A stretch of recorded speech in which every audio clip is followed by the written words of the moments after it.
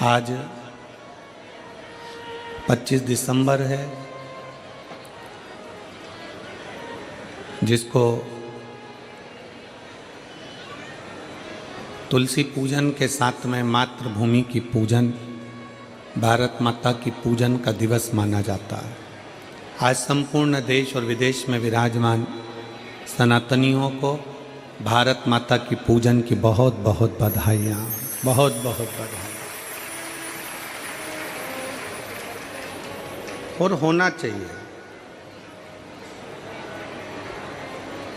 कि चंदन है इस देश की माटी, तपोभूमि हर ग्राम है, हर बाला देवी की प्रतिमा, बच्चा बच्चा राम है। और जिसके सैनिक समर भूमि पर गाया करते गीता हैं, उसी माटी के हल्के नीचे खेली करती सीता है। ये भारत माता की भूमि सभ्यता और संस्कृति की भूमि,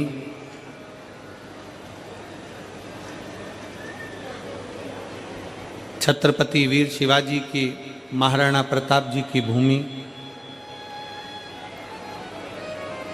माहिल्याबाई झांसी की रानी की ये भूमि, जिसमें भारत के कई संत, साधु, तपस्वी, साधक, उपासकों का जन्म हुआ।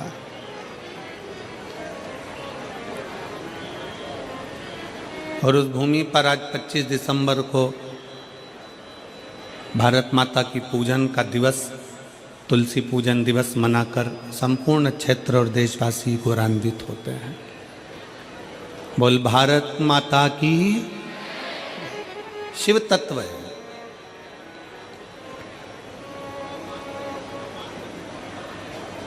ये शिव महापुराण की कथा, कल कथा में कहा था कि विश्वास का प्रसंग है, विश्वास की कथा। और पूरी कथा में केवल एक भरोसा, एक विश्वास, एक दृढ़ता है। आप कितना विश्वास रखकर, कितना भरोसा रखकर, कितने विश्वास के साथ, कितने भरोसे के साथ, कितनी दृढ़ता के साथ आप इस पवित्र शिव महापुराण की कथा को अपने भीतर उतारते हो, ये आपके ऊपर निर्भर करता है।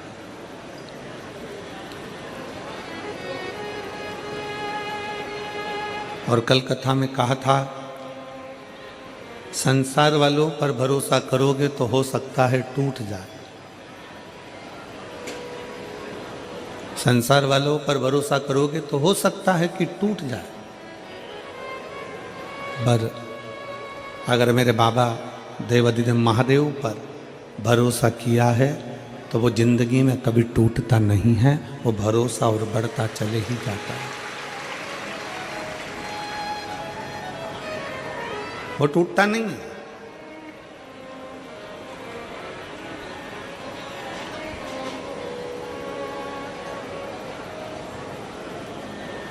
काशी प्रदेश में एक संत हुए शिव योगी,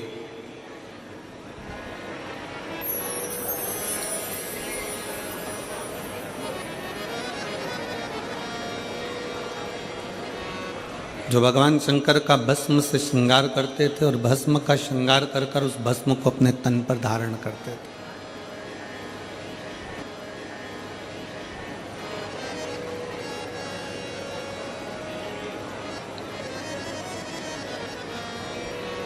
शिव पर चढ़ी गई भस्म, शिव पर चढ़ाया गया जल, शिव पर चढ़ाई गई बेलपत्र, शिव पर चढ़ाया गया एक अक्षत, शिव पर चढ़ाया गया चंदन, अबीर, गुलाल,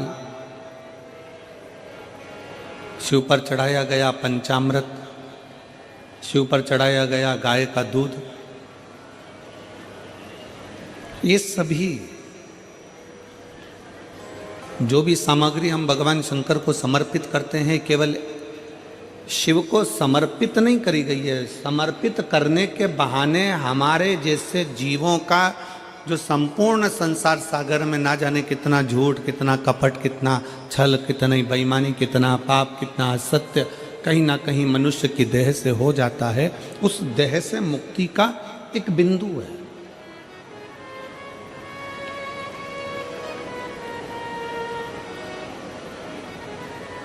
और बड़े ध्यान से सुनिएगा, आप अगर शंकर जी को जल चढ़ा रहे हो, एक लोटा जल भगवान शिव को समर्पित कर रहे हो, तो यह ना सोचिए कि शंकर को आपके जल की जरूरत है। उसके ऊपर तो वैसी गंगा है, 24 घंटे बह रही है, उसको तुम्हारे जल की जरूरत नहीं है।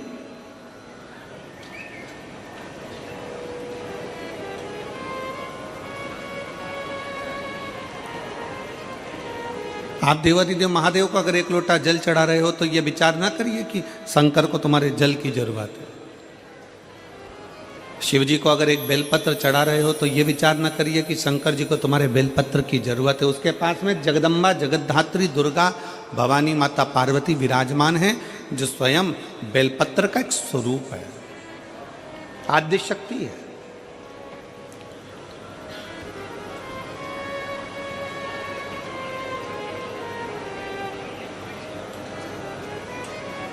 भगवान शंकर को अगर दिया लगा रहे हो, तो दीपक जला रहे हो, दिया लगा रहे हो, तो ये ना सोचिए कि हम भगवान शंकर को दीप लगा रहे हैं। उसको तुम्हारे दीप की जरूरत नहीं है, उसके मस्तक पर चंदा विराजमान है।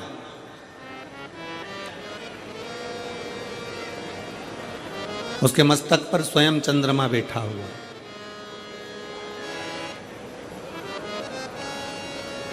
भगवान शंकर को तुमसे कुछ भी नहीं चाहिए, कुछ भी नहीं। आप अगर विचार करो कि मैं शंकर जी को जल चढ़ा रही हूं, शंकर जी को जल की जरूरत है नहीं है। जो जल आप शंकर भगवान को चढ़ा रहे हो, शिव को तुम्हारे जल की जरूरत नहीं है। शंकर जी को जो जल चढ़ा रहे हो, वो जल की जरूरत तुमको है। जिस दिन तुम्हारा दुख का समय आएगा, तुम्हारा चढ़ाया गया एक लोटा तुम्हारे सामने आकर खड़ा हो जाए। जो तुमने भगवान को दिया है, जो तुमने भगवान को प्रदान किया है, जो तुमने भगवान को दिया है। एक चरित्र आता है, स्मरण में रहे आपके। एक राजा ने अपने नगर में सूचना कर दी कि मुझे नहीं मालूम कि मरने के बाद क्या होता है। एक राजा ने सूचना कर दी कि मुझे नहीं मालूम कि कब्र के अंदर होता क्या।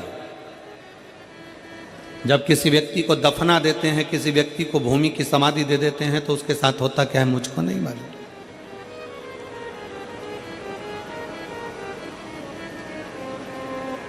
राजा ने सूचना दी, अगर मेरे राज्य का कोई व्यक्ति कब्र के अंदर सोने के बाद मुझे बता दे कि कब्र के अंदर होता क्या है, मरने के बाद होता क्या है, तो मैं उसको मुंह मांगा धन दूंगा। अब सोचने वाला विषय है कि मरे कौन बताने के लिए, जो मर गया वो आके बताए कौन।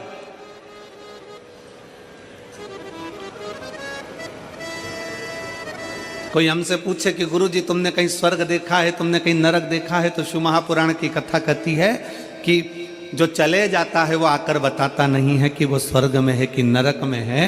पर इतना जरूर है कि अगर आप शिव महापुराण की कथा के अंदर बैठे हो, आप शंकर को एक लोटा जल चढ़ा रहे हो, आप पंचाक्षर मंत्र नमः शिवाय कर रहे हो, आप षडाक्षर मंत्र ओम नमः शिवाय कर रहे हो, आप राम नाम, कृष्ण नाम, शिव नाम जप रहे हो, श्री शिवाय नमस्तुभ्यम बोल रहे हो, आप देवी की आराधना कर रहे हो, आप शंकर की आराधना कर रहे हो, आप भूखे को भोजन करा रहे हो, आप प्यासे को पानी पिला रहे हो, किसी की शिक्षा की व्यवस्था कर रहे हो, किसी की औषधि की व्यवस्था कर रहे हो, तो समझ लेना कि आप स्वर्ग में निवास कर रहे हो, आप नरक में नहीं रह रहे। यह पृथ्वी ही स्वर्ग है,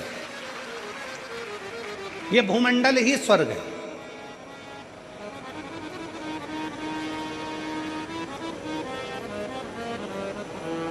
अब राजा ने सूचना कर दी कि कोई मुझे बता दे कि कब्र के अंदर होता क्या है, मरने के बाद होता क्या। कोई मुझे सूचना दे होता क्या। अब दे सूचना कोई।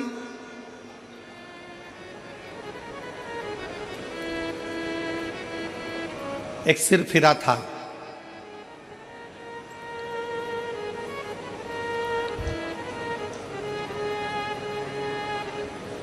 बहुत कंजूस था।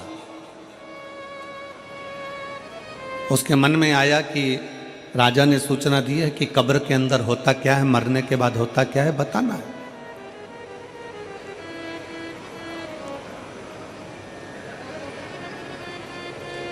और मुंह मांगा इनाम दिया जाएगा, मुंह मांगा धन दिया जाएगा। ठीक है। उस व्यक्ति ने, कंजूस ने विचार करा कि मैं अगर अंदर कब्र में चले जाऊंगा, सो जाऊंगा, 20-25 मिनट की बात है, राजा ने तो 15 मिनट दिए हैं, मैं 20 मिनट अगर कब्र के अंदर मिट्टी में दब के सो भी जाऊंगा तो आकर बता दूंगा कि क्या होता है। ठीक है। उस व्यक्ति ने राजा के पास जाकर कह दिया कि मैं कब्र के अंदर जाने को तैयार हूं, मैं मरने को तैयार हूं, मैं बताने को तैयार। राजा ने कहा ठीक है, तैयारी करो। कब्र खोदी गई। उस व्यक्ति को लेकर आ रहे थे, पीछे उसके एक भिखारी पड़ गया। भैया थोड़ा सा दान दे दो ना, भैया तुम मरने जा रहे हो, तुम कब्र में सोने जा रहे हो, ए भैया थोड़ा सा दान दे दो ना। भिखारी कहे भैया भिक्षा दे दो ना, भैया मेरे कटोरे में कुछ डाल दो ना, भैया कुछ दे दो ना। अब वो भिखारी तो सोच रहा था कि मैं वापिस आऊंगा और सोने ही सोने की रकम मिलेगी, बस। अब ये भिखारी और वो कंजूस अलग, इसको क्या दूं? सामने पड़ा था कचरा, पत्तियों के थोड़े थोड़े जो सूखी पत्तियां पड़ी थी, वो पत्तियां उसने उठाई और उसके कटोरे में डाल दी भिखारी के। ले, ये ले, तेरे कटोरे में मैंने दे दिया दान, बक यहां से जा, चल जा यहां से। और कटोरे में वो सूखी पत्तियां, पेड़ की सूखी पत्तियां, कचरा उठाकर डाला। भिखारी कचरा लेकर चले गया। इस व्यक्ति के लिए कब्र खोदी गई, उसको अंदर सुलाया गया, उस पे मिट्टियां डाली गई, मिट्टियां डालकर पूरा की पूरा पैक करा गया। अब जितनी जितनी मिट्टी डलती जा रही थी, उतना उतना उसका मन घबराते जा रहा था कि अब तो मरना निश्चित है, अब जीवित रहूंगा ही नहीं तो बताऊंगा कैसे, धन किससे लूंगा, पैसा किससे लूंगा, मेरे तो प्राण ही चले गए।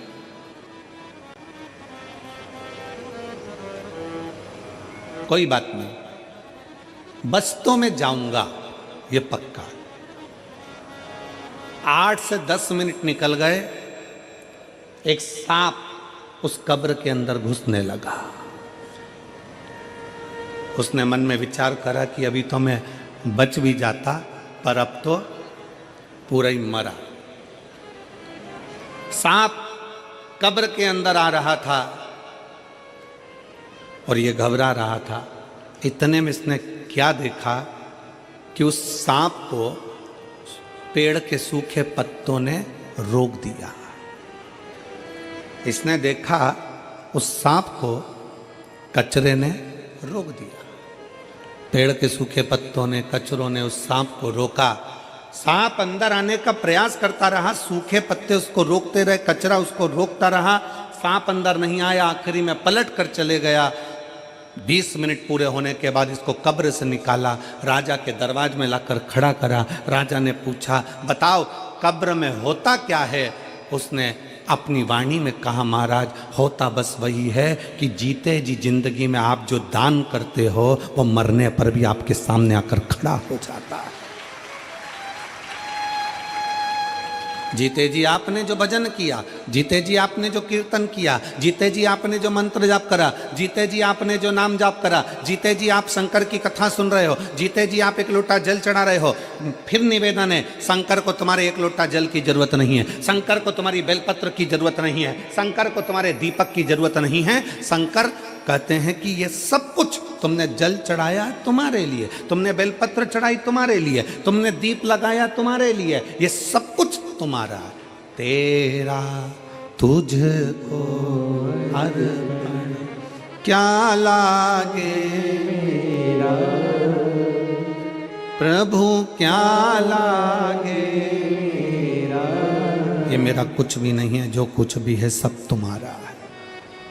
तुमने जो किसी को पानी पिलाया है, तुमने किसी को सत्संग कराया है, तुमने किसी को भोजन कराया है, तुमने दीप लगाया है, तुमने कहीं भगवान का नाम जाप किया है, ये सब कुछ तुम्हारा आएगा और तुम्हारे काम ही आएगा।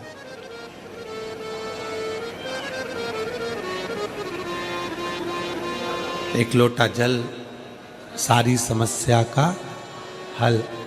तुमने जो एक लोटा जल भगवान शंकर को समर्पित करा है, थोड़ा आवाज़ खींच रहा है, पकड़ रहा है, डीले कम करो हल्का सा, और प्लेन करने का उसको सही तरीका पर। एक लोटा जल जो तुमने भगवान शंकर को समर्पित किया है, वो एक लोटा जल किसी दूसरे के लिए नहीं किया, तुमने अपने लिए किया। शंकर भगवान के पास में जो भस्म है, शिव जी के पास में जो बेलपत्र है, शिव जी के पास में जो चंदन है, शंकर जी के पास में जो बेलपत्र है, जल है, वो शिव का चढ़ाया गया एक एक सामग्री कोई साधारण नहीं होती, उसका बल बड़ा प्रबल होता है, बहुत प्रबल।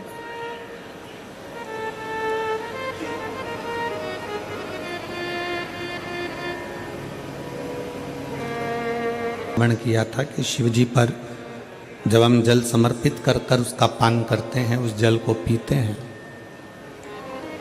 तो वो जल जल नहीं रहता, वो अमृत बन जाता है, औषधि बन जाता है, हमारे शरीर के लिए वो सुख प्रदान करने वाला बन जाता है, श्रेष्ठता देने वाला बन जाता है। वो जल साधारण नहीं रह पाता। एक बड़ी सुंदर सी कथा आती है कि भगवान का चढ़ा हुआ सामग्री भगवान शंकर पर या माता पार्वती पर स्पर्श करी हुई सामग्री भी करोड़ों का सुख दे जाती है।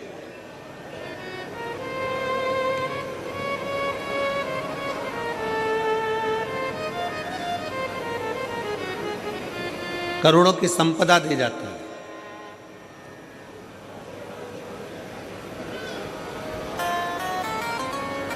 शिव योगी काशी प्रदेश में रहते हैं। काशी प्रदेश में रहते हुए शिव योगी का नियम था कि शंकर पर जो समर्पित करते हैं वो अपने तन पर धारण करें। शिव को अगर भस्म चढ़ाइए तो वो भस्म अपने तन पर धारण कर लेंगे। शंकर को अगर जल चढ़ाया गया है तो उस जल का आचमन कर लेंगे। शंकर भगवान को अगर बेलपत्र चढ़ाई गई है तो वो बेलपत्र भी अपने मस्तक पर रखकर उसका स्मरण करेंगे। शिव को अगर पुष्प चढ़ाया गया है तो वो पुष्प अपने कानों में लगा लेंगे।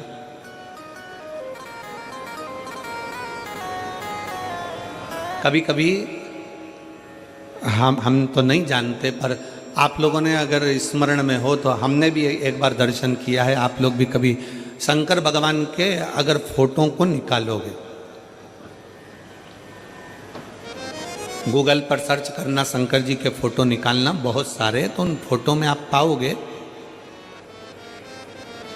आप उन फोटो में दर्शन करोगे कि शंकर जी के कान में एक फूल, शिव जी के कान में कनेर का पुष्प खुसा रहता है। किस किसने देखा है? किसी फोटो में आप लोगों ने दर्शन करा होगा कि शिव जी के कान में एक पुष्प यहां लगा रहता है।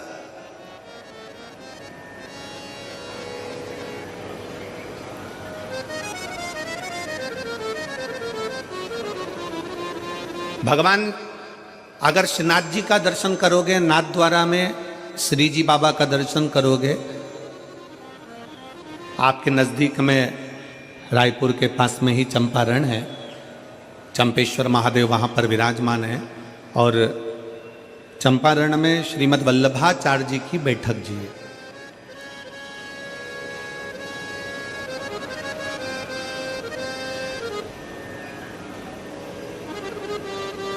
जिन्होंने पुष्टि मार्ग को प्रगटाया, ठाकुर जी के चरणों की सेवा सिखाई। और श्रीनाथ जी का अगर दर्शन करते हो, श्री जी बाबा का अगर दर्शन करते हो, गोवर्धन नाथ जी का अगर दर्शन करते हो, तुम्हारे घर में अगर श्रीनाथ जी का कोई फोटो है, गोवर्धन नाथ जी का अगर कोई फोटो है, श्री जी बाबा का अगर कोई फोटो है, तो उस फोटो में आप दर्शन करेंगे कि श्रीनाथ जी का जो हस्तकमल ऊपर है, उस हस्तकमल पर एक पुष्प रखा हुआ है।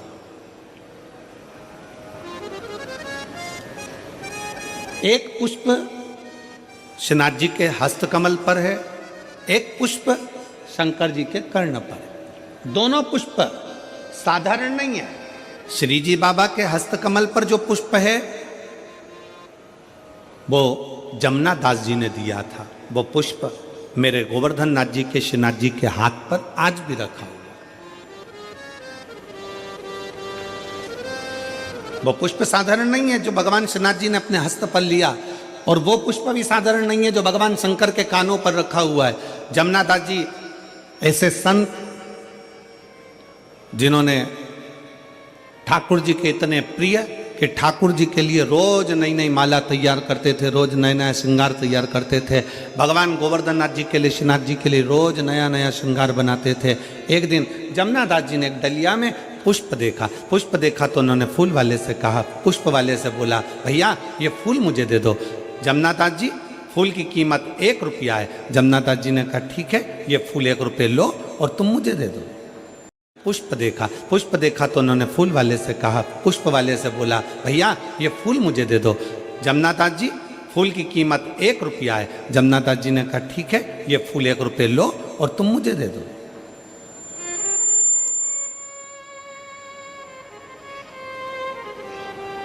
एक रुपया लीजिए और पुष्प मुझे दे दीजिए। वहीं से नगर का राजा निकलकर जा रहा था जिसका नाम था यवनराज,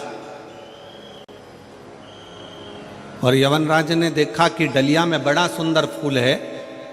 जमुना दास जी ठाकुर जी की हवेली जी जा रहे हैं, भगवान का दर्शन करने जा रहे हैं, तो फूल लेकर जाना चाहते हैं। और यवनराज एक वेश्या के यहाँ जा रहा था तो उसने देखा कि फूल बड़ा सुंदर है, वेश्या के सिर पर लगाऊंगा, जूड़े में सजाऊंगा, वेश्या बड़ी सुंदर लगेगी, खुश हो जाएगी। उसने रथ रोका, बग्गी रोकी और रोककर कहा, ए फूल वाले, फूल कितने का है? फूल वाले ने कहा, फूल 2 रुपए का है।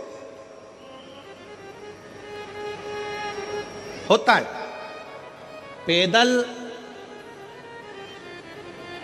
मूली लेने के लिए जाओगे, पैदल टमाटर लेने के लिए जाओगे, पैदल आलू लेने के लिए जाओगे, पैदल हरी मिर्ची लेने के लिए जाओगे, पैदल गोभी लेने के लिए जाओगे तो 5-10 रुपए किलो मिल जाएगी। 2 व्हीलर से जाओगे तो उसकी कीमत थोड़ी सी बढ़ जाएगी, 4 व्हीलर से जाओगे तो उसकी कीमत दुगनी हो जाएगी। कीमत गाड़ी की है। पैदल गए 10 रुपए किलो मिल गई गोभी, 2 व्हीलर से गए 15 रुपए किलो मिल गई गोभी। जमुना दास जी 1 रुपए का फूल ले रहे थे, यवनराज ने आकर पूछा, कितने का फूल है? फूल की कीमत बढ़ गई, 2 रुपए का। जमुना दास जी हाथ जोड़कर बोले यवनराज से, महाराज आप तो नगर के राजा हो, आप दूसरा फूल ले सकते हो। मैंने तो ये फूल ठाकुर जी के लिए ले लिया, अपने मन से मैंने ठाकुर जी को चढ़ा दिया, अपने मन से मैंने श्री जी बाबा को समर्पित कर दिया, अपने मन से मैंने भगवान को दे दिया, ये फूल मुझे ले लेने दो। यवनराज ने कहा, जमुना दास फूल मैं लूंगा और वेश्या के जूड़े में जाएगा। जमुना दास जी ने कहा, ये फूल तो मैंने अपने मन से मेरे गोवर्धन नाथ जी को, मेरे कृष्ण को, मेरे श्री जी बाबा को मैंने समर्पित कर दिया, अब तो फूल मैं ही लूंगा। यमनराज ने कहा, जमुना दास समझ जा, तुम मुझसे कह रहा है कि फूल मैं लूंगा? फूल की कीमत मैं 2 रुपए देता हूं। फूल वाले ने कहा, ले लो आप। जमुना दास जी ने कहा, पहले तो फूल मैंने 1 रुपए में लिया था, माली कहता अब 2 रुपए का है। जमुना दास जी ने कहा, फूल की कीमत 4 रुपए देता हूं, फूल मेरा है। यमनराज ने कहा, फूल की कीमत 8 रुपए देता हूं। जमुना दास जी ने कहा, फूल की कीमत 10 रुपए देता हूं। यमनराज ने कहा, फूल की कीमत 20 रुपए देता हूं, मैं नगर का राजा हूं, फूल मैं लेकर जाऊंगा। जमुना दास जी कहते हैं, फूल की कीमत में 40 रुपए देता हूं। यमनराज ने कहा, फूल की कीमत 50 रुपए देता हूं। यमनराज ने कहा, फूल की कीमत 100 रुपए देता हूं। यमनराज ने कहा, फूल की कीमत 1000 रुपए। जमुना दास जी कहते हैं, फूल की कीमत 10,000 रुपए। जमुना दास कहते हैं, फूल की कीमत 10,000 रुपए। यमनराज कहते हैं, फूल की कीमत 20,000 रुपए। जमुना दास जी कहते हैं, फूल की कीमत 50,000 रुपए। यमनराज 1 लाख रुपए फूल की कीमत बोलने वाले थे, पर यमनराज को लगा 1 लाख में तो 10 वेश्या घर पे ले आऊंगा, फूल को छोड़ो। जमुना दास ने अपना मकान बेचा, अपनी जमीन बेची, 50,000 का फूल खरीद कर ठाकुर जी के चरणों में, जैसे ही कृष्ण भगवान के चरणों में पहुँचे, जैसे ही ठाकुर जी के चरणों में पहुँचे, और जमुना दास ने अपना फूल भगवान के चरणों में रखा, वैसे ही मेरे कृष्ण ने, मेरे गोवर्धन नाथ ने, श्री जी बाबा ने उस पुष्प को उठाकर अपने हस्त कमल पर रख लिया। आज भी जमुना दास जी का फूल श्री जी बाबा के हस्त कमल पर आज भी रहता है। आज भी आपके घर में अगर फोटो हो तो उसका दर्शन करिए, फोटो ना हो तो मोबाइल पर सर्च कर कर दर्शन करो कि श्रीनाथ जी की मूर्ति पर, श्रीनाथ जी की फोटो में, श्रीनाथ जी के स्वरूप में आज भी श्रीनाथ जी के हस्त कमल पर एक पुष्प रखा रहता है, वो जमुना दास जी का है। जमुना दास जी ने कहा, ठाकुर क्या मेरा ये पुष्प आपको पसंद नहीं आया? जमुना दास जी के शब्द सुनकर ठाकुर जी कहते हैं, जमुना दास तेरा पुष्प तो इतना पसंद आया कि मैं इसको जिंदगी भर अपने हाथ पर रखूंगा, जिंदगी भर अपने हस्त पर रखूंगा। क्या था इस पुष्प में? इस पुष्प में कीमत नहीं है, इस पुष्प में दिल है, भाव है। वो तो जमुना दास जी थे जो फूल की कीमत बढ़ा दी है। एक हम घर की मां कह देती है, सुन बेटा आज पंडित जी पूजन कराने आएंगे, आज शिवरात्रि है, माला लिया बाजार से। पति से कहा जाओ जरा माला लिया बाजार से। पति गए माला लेने के लिए। माला कितने की है? 50 रुपए की। इससे छोटी 30 रुपए की, इससे छोटी 10 रुपए की। यही उतार कर दे दो। भगवान के लिए लेकर आए 10 रुपए की। थोड़े दिन बाद पत्नी का करवा चौथ का व्रत आ गया। पत्नी ने कहा, सुनो मेरे लिए वो सिर में बांधने का वो गजरा और जूड़ा लेकर आना। पति गया मार्केट में फूल वाले के यहाँ, ये कितने का है? 40 रुपए का। इससे अच्छा बता 50 का, इससे अच्छा बता 150 का, इससे अच्छा बता 200 का। पत्नी के लिए लेकर आया तो अच्छे से अच्छा लाया, बच्चों के लिए लाया तो अच्छे से अच्छा लाया, और परमात्मा के लिए लाया तो सस्ते से सस्ता लाया। भगवान भी समझ जाते हैं, तेरी दृष्टि में मैं हल्का हो गया, मेरी दृष्टि में तू हल्का हो गया, मेरी दृष्टि में तू हल्का। भगवान कभी नहीं कहते कि मुझे बहुत सारा धन दो, भगवान कभी नहीं कहते कि मुझे बहुत सारी संपदा दो, भगवान कभी नहीं कहते कि मुझे ढेर सारी पूंजी दो। भगवान तो कहते हैं कि तू दिल से मुझे जो समर्पित कर रहा है वो मेरे लिए नहीं, तू तेरे लिए कर रहा है, तेरे लिए।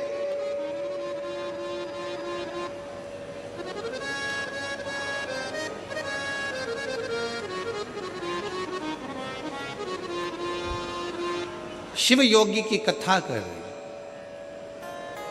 काशी प्रदेश में रहने वाला वो शिव योगी भगवान शंकर की भक्ति में झूमता, शिव जी को भस्म का श्रृंगार करता, वो भस्म अपने तन पर धारण कर लेता। शंकर जी को बेलपत्र का श्रृंगार करता, बेलपत्र अपने तन पर धारण कर लेता।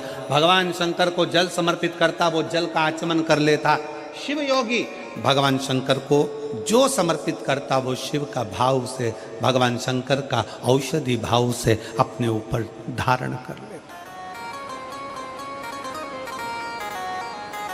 भगवान का चढ़ा भगवान को समर्पित किया गया, कोई साधारण हो सकता है? हमने पहले भी एक बार कथा में कहा था, मेरी जीजियों से निवेदन है, मेरे जीजाओं से निवेदन है, मेरी बेटियों से बेटाओं से निवेदन है, कोई 500 रुपए की साड़ी लेकर आए, कोई 1000 रुपए की साड़ी लेकर आए, कोई 10,000 की साड़ी लेकर आए, तुम 200 रुपए की साड़ी लेकर आओ।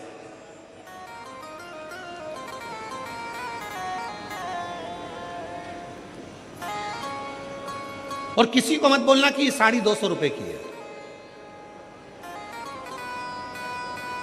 किसी को मत बोलो कि ये साड़ी 200 रुपए की है। वो साड़ी को तुम लाए, सबसे पहले उस साड़ी को उतार कर, उस साड़ी को उस पन्नी में से निकाल कर, उस पॉलिथीन में से निकाल कर, उस साड़ी को बैग में से निकाल कर, सबसे पहले माता पार्वती जी को, जो घर में तुम्हारे देवी हो, कुल देवी हो, कुल देवता हो, शंकर जी का शिवलिंग हो, गणेश जी की मूर्ति हो, ठाकुर जी हो, लड्डू गोपाल हो, जो तुम्हारे घर में, उनको अपनी वो साड़ी लाकर एक बार उन पे चढ़ा दो, उनको छुआ दो। जब वो साड़ी उनको चढ़ा दोगे और वापिस लोगे तो वो क्या बन जाएगा? भगवान का प्रसाद। अब वो साड़ी नहीं रही, अब वो प्रसाद बन गई। चलो एक बात आपसे पूछें, भंडारे में गए हो कभी? अरे जम के तो बोलो जरा। आजकल छत्तीसगढ़ वाले कम बोलते हैं क्या? जम के तो बोलो जरा। भंडारे में गए हो, सब्जी खाई है, वो सब्जी तुम घर में बनाकर खाओगे तो वैसा स्वाद आएगा क्या? नहीं। भंडारे की पूड़ी में, भंडारे की सब्जी में, भंडारे के चावल में, भंडारे के दाल में। और हम तो जजमान जी से भी कहेंगे, कमल देवांगन जी से, देवांगन जी यहाँ भी कथा में भंडारा चला रहे हो तो एक निवेदन है, कभी आप भी 7 दिन में एक दिन उसका प्रसाद पाकर देखना, वो शंकर का अमृतमय प्रसाद होता है, वो भंडारा प्रसाद, उसका भाव बड़ा शुद्ध होता है। कभी मौका मिले तो एक आध बार गुरु नानक देव जी के गुरुद्वारे में लंगर में जाकर देखना। कभी मौका लग जाए एक बार गुरु नानक देव जी का कहीं गुरुद्वारा हो और उस गुरुद्वारा का लंगर का प्रसाद चख कर देखना, उस प्रसाद की महत्वता को जानोगे कि लंगर जो हम चखते हैं उसका क्या नाम। कभी मौका लग जाए किसी सदगुरु के दरवाजे पर जाकर उस प्रसाद को पाकर देखिए। कभी मौका लग जाए तो कुबेरेश्वर धाम पर आकर जो खिचड़ी बाबा की मिलती है उस खिचड़ी का प्रसाद पाकर देखिए। कभी मौका लग जाए तो किसी संत साधु गुरुजन तपस्वी जन साधक उपासक के यहाँ जाकर उस तप बल से पकी हुई इस प्रसाद को पाई, उसका स्वाद देखिए। साड़ी वही है, 200 रुपए की साड़ी है, किसी को मत बताओ कि 200 की है, बस उसको ले जाके भगवान को चढ़ा दो, प्रसाद बन जाए। अब वो प्रसाद बन गई तो वो कीमत वाली हो गई, वो प्रसाद बन गई तो उसमें स्वाद आ गया, वो प्रसाद बन गई तो भगवान का स्वाद हो गया, स्वाद।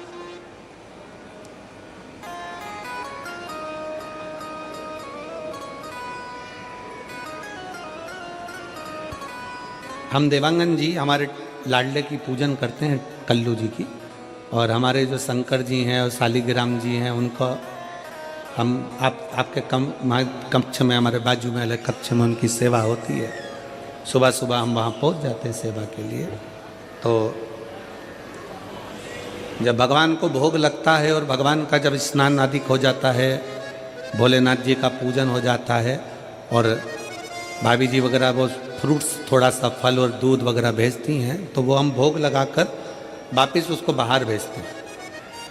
उसका थोड़ा सा प्रसाद आप पहले भगवान के पास ना आए उससे पहले उसको रख कर देखो और उसको खाकर देखो। और जो शंकर जी की हम पूजन करें तो बाबा की या किसी मंदिर में पूजन होती है, वो मंदिर का प्रसाद जब अंदर से बाहर आता है और उस प्रसाद को पाकर देखोगे तो उसका स्वाद अपने आप बढ़ जाता है, क्योंकि वो प्रसाद हो जाता है, वो प्रसाद। सत्यनारायण भगवान की कथा करवाओ, देखो जो शंकर जी की हम पूजन करें तो बाबा की या किसी मंदिर में पूजन होती है, वो मंदिर का प्रसाद जब अंदर से बाहर आता है और उस प्रसाद को पाकर देखोगे तो उसका स्वाद अपने आप बढ़ जाता है, क्योंकि वो प्रसाद हो जाता है, वो प्रसाद। सत्यनारायण भगवान की कथा करवाओ, आटे की पंजेरी बनाओ, पंजेरी को अलग रख दो और एक कटोरी पंजेरी सत्यनारायण जी के सामने रख दो। जो अलग रखी है उसमें स्वाद नहीं आएगा, जो सत्यनारायण जी के सामने रखी है उसका स्वाद बढ़ जाएगा, क्योंकि वो प्रसाद है, प्रसाद। 200 रुपए की एक प्रैक्टिकल जरूर करो। किसी और वाला महाराज झूठ तो नहीं बोल रहा, प्रैक्टिकल करते रहना चाहिए, प्रैक्टिकल बिल्कुल करो, प्रैक्टिकल जरूर करो। 200 रुपए की साड़ी लो, भगवान को चढ़ा दो, प्रसाद हो गई।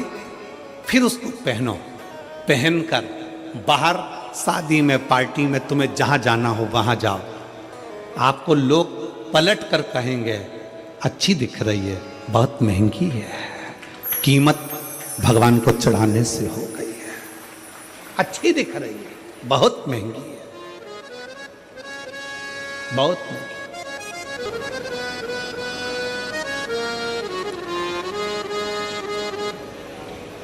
और तेरा ही दिया मैंने खाया पिया है, तेरा शुक्रिया है, तेरा शुक्रिया है।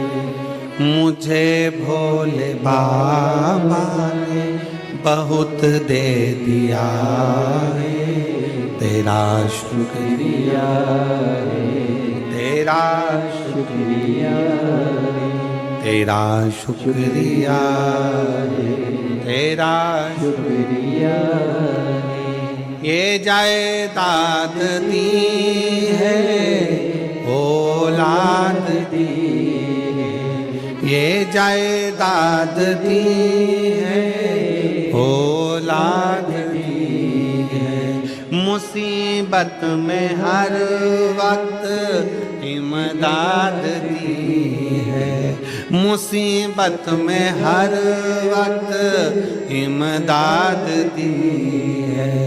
तेरा ही दिया मैंने खाया पिया है, तेरा शुक्रिया है, तेरा शुक्रिया है।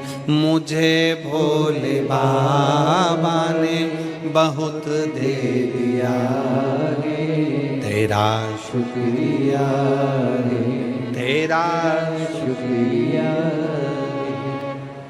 एक साधारण से साधारण वस्तु की भी कीमत है अगर शंकर को समर्पित हो गई। साधारण सी वस्तु,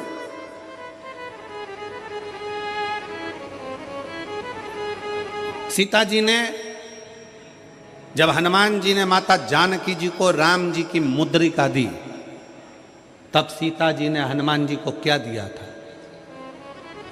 जम के बोलो, क्या देकर भेजा था? अरे बोलो तो, क्या देकर भेजा? हनुमान जी ने तो माता जानकी जी को मुद्रिका दी थी, अंगूठी दी थी। सीता जी ने क्या देकर भेजा था? अपनी चूड़ामणि। क्या देकर भेजा था? जम के बोलो जरा। अपने बालों की चूड़ामणि माता जानकी जी ने हनुमान जी को देकर भेजा। क्या थी चूड़ामणि? कहां से आई थी चूड़ामणि? वो चूड़ामणि इतनी विशेष क्या थी जो चूड़ामणि सीता जी ने हनुमान जी को दे दी?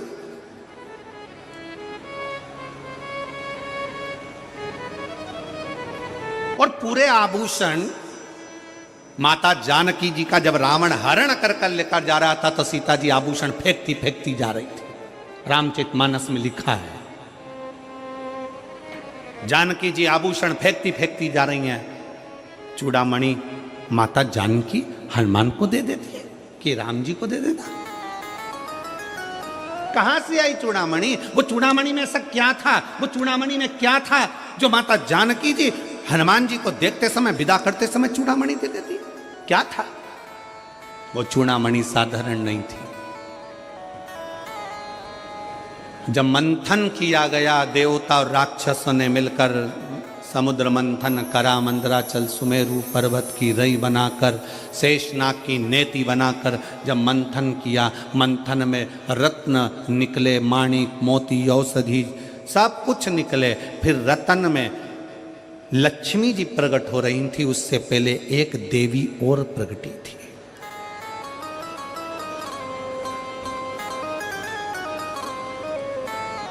उस मंथन में एक देवी और प्रकटी थी। लक्ष्मी जी के प्रकट होने से पहले एक देवी और प्रकटी थी जिसका नाम था रत्नाकर नंदनी। सब बोलो उसका नाम। क्या नाम है उसका? रत्नाकर नंदनी। जम के बोलो जरा। लक्ष्मी जी के प्रकट होने से पहले मंथन में एक देवी और प्रकटी थी जिसका नाम था रत्नाकर नंदनी। रत्नाकर नंदनी जैसे ही प्रकट हुई, उसने भगवान विष्णु का दर्शन किया तो उसके मन में आ गया कि मैं इनको पति बनाऊंगी। तुरंत उसके मन में भाव जागृत हो गया, मैं नारायण को अपना पति बनाऊंगी, मैं नारायण को अपना पति बनाऊंगी। और पति बनाने के लिए माला तैयार करने के लिए, फूल ढूंढने के लिए चली गई। पुष्प ढूंढने के लिए।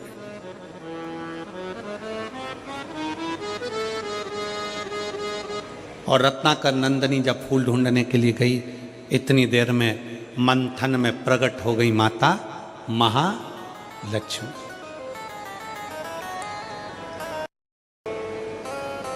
अब मां महालक्ष्मी जब प्रकट हुई तो उनके हाथ में पुष्प की माला थी, भगवान नारायण को जैसे ही लक्ष्मी जी ने देखा, आगे बढ़कर माता लक्ष्मी ने वो नारायण के गले में माला पहना दी, और जैसे ही माला पहनाई भगवान विष्णु को लक्ष्मी जी ने वर लिया। पूरे देवताओं के पास सूचना पहुंच गई कि माता लक्ष्मी जी ने भगवान विष्णु को वर लिया है, उनका विवाह होना है। समुद्र देवता कन्या दान करेंगे, लक्ष्मी जी का मंगल विवाह होगा। विवाह की तैयारी होने लगी, देवताओं का आगमन हो गया। भगवान शंकर पार्वती भी वहां आ गए जहां पर लक्ष्मी और नारायण का विवाह हो रहा था।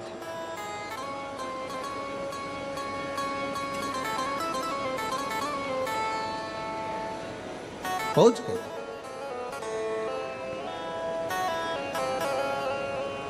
विवाह का कन्यादान हुआ, लक्ष्मी जी का विवाह नारायण के साथ हुआ।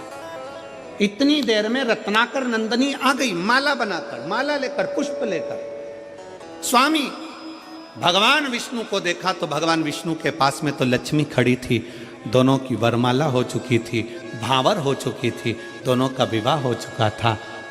रत्नाकर नंदनी की आंख में से जल बहने लगा, नैनों से जल बह रहा था। भगवान नारायण ने बुलाया, हे रत्नाकर नंदनी इधर आओ। रत्नाकर नंदनी आई। प्रभु मैं आपको वरना चाहती थी, मैं आपको अपना बनाना चाहती थी। भगवान कहते हैं, रत्नाकर नंदनी मेरा विवाह लक्ष्मी जी से हो गया है, तुम मुझे वरना चाहती थी, मैं जान गया था तेरे मन की दशा को, पर तो चिंता मत कर। कलिकाल में जब मेरा कल्कि अवतार होगा तब मैं तुझे अपनी अर्धांगिनी बनाऊंगा। मैं तुझे अर्धांगिनी बनाऊंगा, तब तक तू त्रिकूट में, त्रिकूट पर्वत पर मां वैष्णो देवी के नाम से विख्यात होकर विराजमान होगी। तेरे में 3 देवियों की शक्तियां तेरे साथ होगी, वहां बैठेगी। राम अवतार में मैं स्वयं तुझे दर्शन देने के लिए आऊंगा। जब जब मृत्यु लोक पर आऊंगा तब तब तुझे मैं दर्शन दूंगा। रत्नाकर नंदनी तुम जा सकते। रत्नाकर नंदनी ने भगवान नारायण से कहा कि तुम्हारा विवाह हुआ है। शादी में अगर कोई आता है तो उसको विदाई दी जाती है।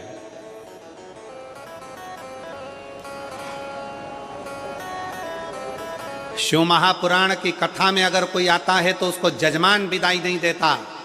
शिव महापुराण की कथा में अगर कोई आता है तो भगवान शंकर उसको आखिरी दिन विदाई देकर भेजते हैं। इसीलिए शिव महापुराण का 6ठा दिन शिवरात्रि मानी जाती है और 7वें दिन विदाई मानी जाती है। तो भगवान शंकर उसकी झोली में खुशियां देकर भेजते हैं।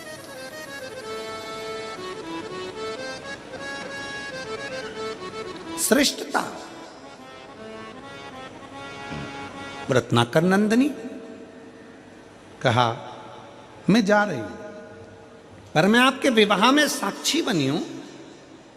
आपके विवाह में मेरी साक्षीता है, आप मुझे विदाई दीजिए। भगवान नारायण मुस्कुरा कर कहते हैं कि आपको मैं विदाई दूं, ये श्रेष्ठता कहां? हमारे देवों में भी देव महादेव हमारे पास में बैठे हैं, विदाई वो देंगे। तुरंत रत्नाकर नंदनी शंकर जी के सामने हाथ जोड़कर बोली कि हमको विदाई दीजिए। रत्नाकर नंदनी के शब्द सुने तो शंकर भगवान बोले कि आप स्त्री हो और स्त्री को विदाई मां जगत जननी पार्वती देंगी। पार्वती जी ने शंकर जी को देखा और देखकर मुस्कुरा कर कहा कि मैं क्या दूं इसको? मेरे पास तो फूल के जेवर हैं, मेरे पास कोई गोल्ड नहीं, हीरा नहीं, चांदी नहीं, सोना नहीं। सारे देवी देवताओं के पास में, सारी देवियों के पास में सोने चांदी के हीरे पन्ना के जेवर होंगे, पर मेरे शंकर भगवान की धर्म पत्नी माता अर्धांगिनी माता पार्वती के पास हीरा मीरा नहीं, क्योंकि शंकर भगवान तो खुद कोहिनूर हीरा है और जिसके पास मिल जाते हैं तो उसको हीरे की जरूरत ही क्या पड़ती है। मेरे पास तो खुद कोहिनूर हीरा मेरा शिव है।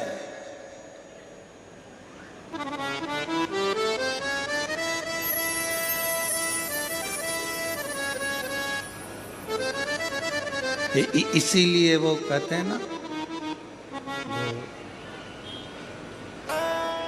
जो नाम शिव का लेवे भोले जी दर्शन देवे, भोलेनाथ ब्यूटीफुल।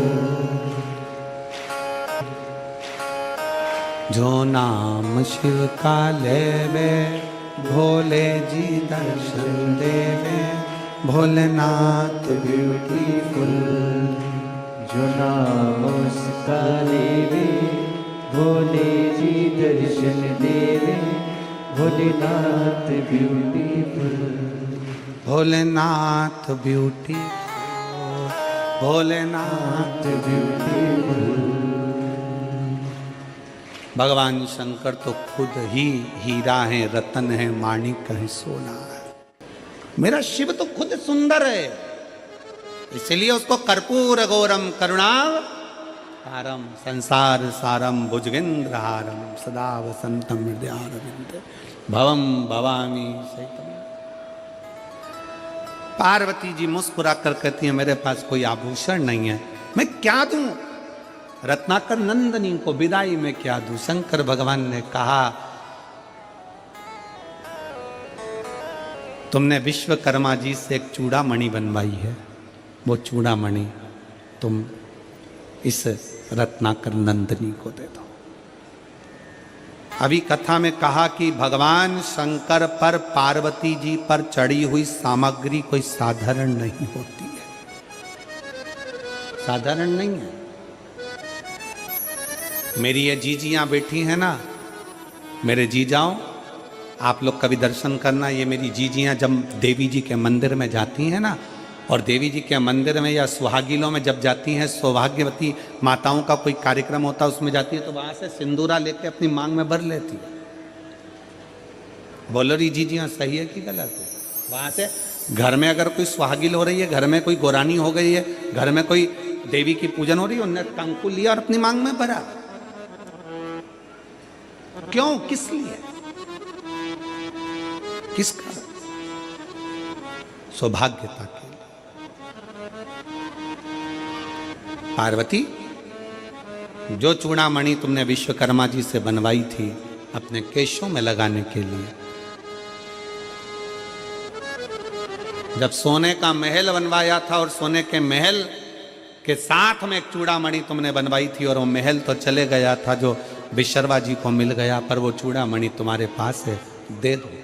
पार्वती जी मुस्कुरा कर कहती हैं, स्वामी, बालों से चूड़ामणि निकाली और दे दी रत्नाकर नंदनी को। रत्नाकर नंदनी से पार्वती जी ने कहा, सुनो रत्नाकर नंदनी, ये वो चूड़ामणि है जो मेरे स्वामी से कहकर मैंने बनवाई थी, और मेरे स्वामी ने मुझे वर दिया था कि ये चूड़ामणि जिस स्त्री के जूड़े में रहेगी और वो स्त्री जिस नगर में रहेगी, ये चूड़ामणि जिस स्त्री के जुड़े में रहेगी और वो चूड़ामणि जिस नगर में रहेगी, वहां का राजा कभी हार नहीं सकता, उसे कोई मार नहीं सकता। वहां का राजा कभी हार नहीं सकता और उसे कोई मार नहीं सकता। चूड़ामणि रत्नाकर नंदनी को दे दी, रत्नाकर नंदनी चूड़ामणि ली और लक्ष्मी जी को दे दी। लक्ष्मी जी की चूड़ामणि आई, इतनी देर में इंद्र की पत्नी इंद्राणी का दिल उस चूड़ामणि पर आ गया। इंद्राणी ने इंद्र से कहा, ये चूड़ामणि मुझको चाहिए। इंद्र ने विवाह की विदाई में कि नारायण भगवान आपकी शादी हुई है, मेरी विदाई में कुछ दोगे नहीं? क्या चाहिए? वो चूड़ामणि जो लक्ष्मी जी के जूड़े में सजी है, वो चूड़ामणि इंद्र ने लेकर इंद्राणी को दे दी। अब इंद्राणी के जूड़े में वो चूड़ामणि थी। एक संभासुर नाम का एक असुर हो गया जो देवताओं को परेशान करने लगा, तो दशरथ जी को युद्ध करने के लिए बुलाया। दशरथ जी को युद्ध करने के लिए बुलाया। उस समय पर दशरथ जी का विवाह माता केकई से हुआ था। केकई इतनी बड़ी वीर थी, रथ को हाँकने वाली और शस्त्र चलाने वाली माता केकई थी। और केकई युद्ध के मैदान में आई, संबासुर का वध हुआ। जब संबासुर का वध हुआ तो इंद्र ने दशरथ जी को विदाई में 2 हंस और 2 पंख दिए, और इंद्राणी ने पूछा, आपको क्या दूं? तो इंद्र ने कहा, एक काम करो, केकई को आपके चूड़े की चूड़ामणि दे दो। कैकई को वो चूड़ामणि दे दी गई। कैकई के मस्तक पर वो चूड़ामणि आई, कैकई आई, कैकई ने विचार करा ये चूड़ामणि का मैं क्या करूंगी, मेरे पास तो दशरथ जी हैं, ये चूड़ामणि मैं सुमित्रा जी को दे देती हूँ। सुमित्रा को चूड़ामणि दे दी। राम जी का विवाह हुआ, सीता विवाह कर आई, मुंह दिखाई में सुमित्रा जी ने वो चूड़ामणि सीता जी को दे दी। वो चूड़ामणि सीता के पास, मां जानकी के मस्तक में वो चूड़ामणि आ गई। बलकल वस्त्र पहने, थोड़े से आभूषण पहनी हुई माता जानकी चली। वन में जाने पर जब उनके वस्त्र, उनके आभूषणों को फेंका गया, चूड़ामणि उनके मस्तक पर रह गई। लंका में चली गई। हरण होकर जब लंका में पहुंची, हनुमान जी मुद्रिका लेकर आए, तब सीता जी को ध्यान आया कि ये वो चूड़ामणि है जो दशरथ जी ने कहा था, सुमित्रा जी ने कही थी, ये चूड़ामणि जिसके जूड़े में रहेगी और वो जूड़े में लगी हुई स्त्री जिस नगर में रहेगी, वहां का राजा कभी मर नहीं सकता और वहां का राजा कभी हार नहीं सकता। अगर ये चूड़ामणि लंका में रह गई तो मेरे राम इस रावण को नहीं मार सकते। इसलिए हनुमान जी के आते से सबसे पहला काम करा, चूड़ामणि को लेकर भेज दिया। फिर लंकापति मरा है, फिर लंकापति। अब जरा विचार करिएगा, शंकर जी की अर्धांगिनी माता पार्वती, शिव और शक्ति दोनों पर चढ़ी हुई एक वस्तु, जरासी बेलपत्र, शंकर जी पे चढ़ी हुई खा लेते हैं, औषधि मुक्त हो जाते हैं। जरासा चढ़ा हुआ जल हम पी लेते हैं, औषधि के रूप में लेकर हम रोग मुक्त हो जाते हैं। केवल बाल में लगी हुई चूड़ामणि भी, माता पार्वती के मस्तक की वो चूड़ामणि भी इतना फल दे जाती है कि नगर के राजा को बचा लेती है। नगर के राजा क्या करती है शिव महापुराण की कथा। शिव महापुराण की कथा क्या करती है। अभी हम आ रहे थे तो रास्ते में हमने देखा कि बहुत सारी दुकानें यहाँ पर रायपुर के इन रस्तों में लगी हुई थी। लाल कलर का कपड़ा पहने हुए बच्चों की ड्रेस में पुतला होन और उसके ऊपर टोपी, बहुत सारे कपड़े बिक रहे थे। कोई कुछ बेच रहा था, कोई कुछ बेच रहा था। हमने पूछा हमारे पीएसओ से कि ये आज क्या बिक रहा है, तो कहा गुरुजी आज वो लोग लेते हैं बच्चों को पहनाने के लिए। तो हमने कहा बताओ दुनिया कहाँ चली गई।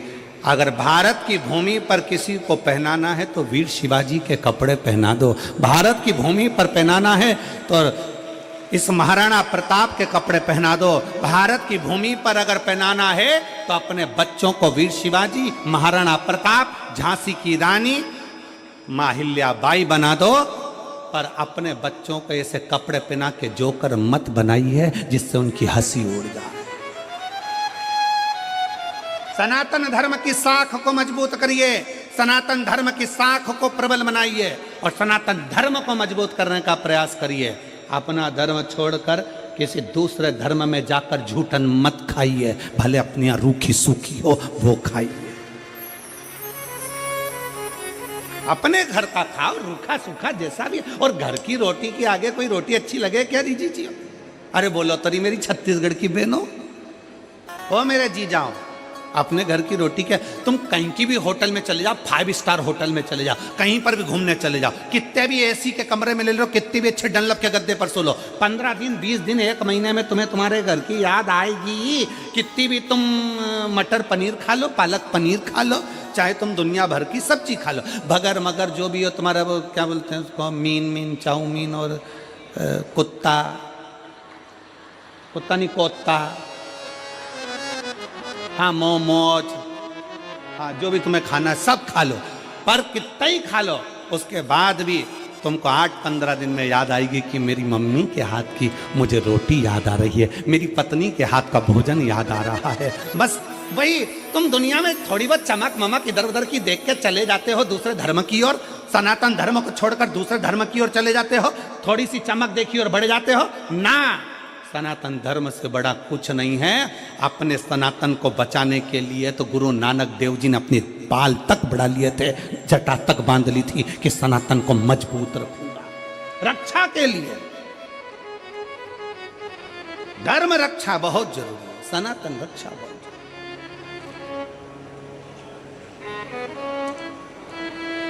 कहां भटक रहे हो? कहां? और अभी अभी वो लोग कहेंगे वो 31st।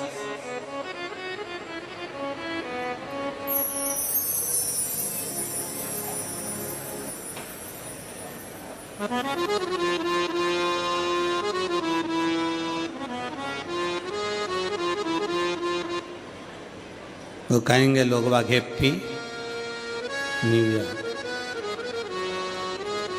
कुछ नहीं हुआ, केवल कैलेंडर बदला। तुम तो जैसे थे वैसे की वैसे ही रह गए। क्या मतलब? जब बसंत बदले, मेरे भारत की भूमि की हरियाली बदले, जब आपके चेहरे की रौनक बदले और आपका दिल प्रफुल्लित हो, वो चैत्र का महीना, तब मालूम पड़ता है कि नया वर्ष आया है। तब मालूम पड़ता है।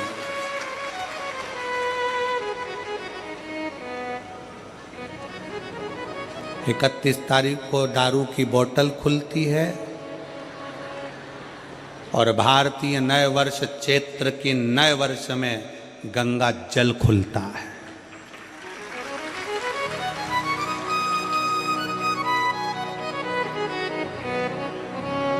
अंग्रेजी नए वर्ष 31 को लोग पी पी के गटर में मिलते हैं और चैत्रीय नव वर्ष में, सनातनी नव वर्ष में लोग मंदिर और शिवालय में मिलते हैं। और मेरा भारतवासियों से निवेदन है, मेरे देशवासियों से निवेदन है, मेरे सनातनियों से निवेदन है, आप 31 मना रहे हो, मनाओ, हमारी तरफ से छूट है। पर याद रखना, उस 31 के दिन भी मैं खाने में मदिरा की दुकान पर नहीं, कुबेरेश्वर धाम और महाकाल की भूमि पर जाइए। हमारे रायपुर के कोई शंकर के मंदिर है, राम मंदिर है, चंपारण का चंपेश्वर महादेव है, और छत्तीसगढ़ के जो प्राचीन शिवालय है वहां जाइए। महाराष्ट्र के कोई प्राचीन शिवालय है वहां जाइए। वहां जाकर अपने को अगर मनाना ही है तो भगवान शंकर की शरण में मनाओ, क्योंकि आप कितने किस्मत वाले हो रहे छत्तीसगढ़ वालों की। ये दिसंबर एंड की 24 से 30 तारीख तक की कथा तुमको मिली, मतलब दिसंबर का एंड भी तुम शंकर की शरण में, और 2025 की शुरुआत 4 जनवरी से 10 जनवरी तक छुरिया हाले कोसा में कथा मिल गई। मतलब तुम्हारा 24 और 25 सब बढ़िया बाबा के चरणों, शिव भक्ति में जाओ, उसके चरणों में मनाओ। माता पार्वती जी को स्पर्श करी हुई वो चूड़ामणि राज्य के राजा को कभी हारने नहीं देती। शंकर भगवान पर चढ़ी हुई बेलपत्र या चढ़ा हुआ जल आपको कभी गलत जगह पर जाने नहीं देगा, आपकी जिंदगी को संवारेगा जरूर। शिव का चढ़ा जल।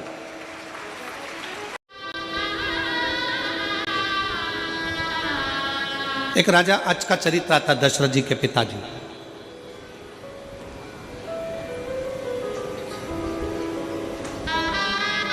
दशरथ जी के पिताजी राजा अज बैठे हुए थे। दोपहर का समय था, वो शिव उपासना में स्नान कर कर बैठ गए। उनकी धर्मपत्नी इंदुमती भी पास में बैठी हुई थी।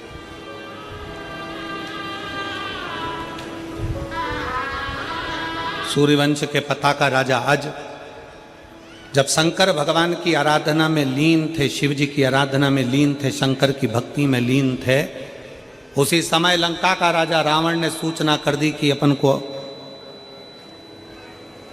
अवध में अयोध्या पर आक्रमण करना। पूरी अयोध्या को अपन को बना लेना है अपना।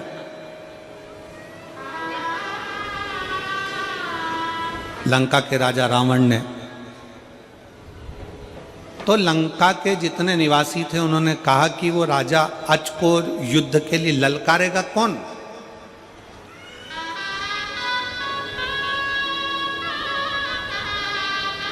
रावण ने कहा राजा अज को युद्ध के लिए मैं ललकारूंगा।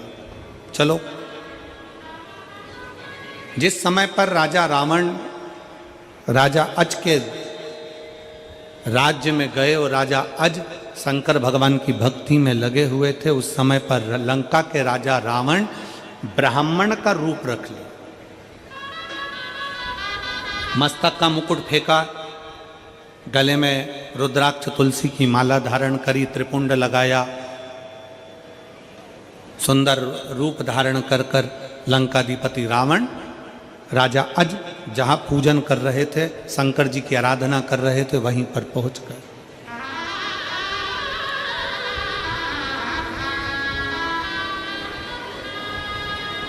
अब जैसे ही राजा अज के पास में लंका का राजा रावण पीछे जाकर खड़ा हुआ, राजा अज शंकर भगवान की ऐसी भक्ति करते थे कि उस भक्ति में राजा अज कभी दिखावा नहीं करे, उन्होंने शिव को पाया। और मेरा निवेदन है सभी शिव भक्तों से, शंकर जी के सभी श्रोता भाई बहनों से, शंकर की पूजन में, शंकर की कथा में और शंकर की कथा श्रवण करने में, शंकर के पशुपति व्रत करने में, शंकर के 16 सोमवार व्रत करने में, शंकर के सोमवार व्रत करने में, शंकर भगवान के पशुपति व्रत करने में, चाहे शिवरात्रि का व्रत करने में, सोमवार अष्टमी का व्रत करने में, प्रदोष व्रत करने में, मेरा सभी श्रोता भाई बहनों से निवेदन है, शंकर को एक लोटा जल चढ़ाने में कभी दिखावा मत करो, दिल से बाबा का भजन करो तो बाबा भी दिल से झोली भरना प्रारंभ कर दे।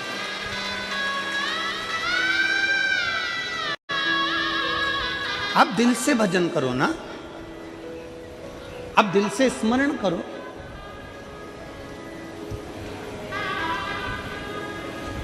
और फिर निवेदन है, जो पहले कहा था आज फिर कहते हैं, ढोंग की जिंदगी जीने से अच्छा है कि ढंग की जिंदगी जियो। जिस दिन ढंग की जिंदगी जियोगे उस दिन शंकर तुम्हारा हो गया और तुम शिव के हो। शिव तुम्हारा और तुम शिव के। लंकाधिपति रावण पीछे खड़ा था, ब्राह्मण के कपड़े पहना था, ब्राह्मण का स्वरूप बनाया हुआ था और पूजन में राजा अज लगे हुए थे। राजा अज जब पूजन में लगे हुए थे तभी उसी समय पर राजा अज ने शिव जी का चढ़ाया हुआ जल हाथ में झेल लिया।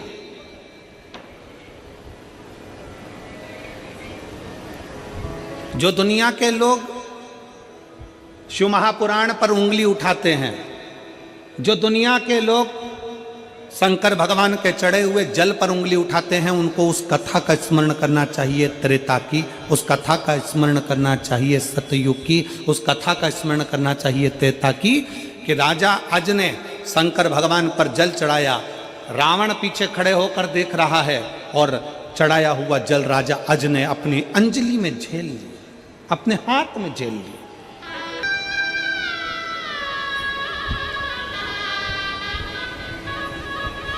उस जल को लेकर राजा अज ने वो जल पश्चिम में फेंक दिया, पश्चिम दिशा में फेंका, बैठे बैठे पश्चिम दिशा में फेंक दिया।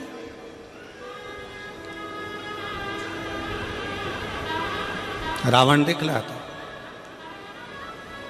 ये देखकर रावण तुरंत राजा अज के पास आया और अज के पास आकर कहा रावण ने कि तुम शंकर जी की पूजन कर रहे हो, शंकर जी पे चढ़ा हुआ जल तो अपने ऊपर प्रोक्षण किया जाता है, छीटा जाता है, आचमन किया जाता है, और तुमने वो जल पश्चिम में फेंक दिया। तुमने वो जल झेला और पश्चिम में फेंका। तुम्हारी बुद्धि मारी गई है, तुम्हें विवेक नहीं है, तुम्हें अकल नहीं है, तुम्हारा विवेक कहां चले गया। लंकापति रावण चिल्लाने लगा, राजा अज से पूछने लगा कि तुमने ये जल लेकर पश्चिम में क्यों फेंका।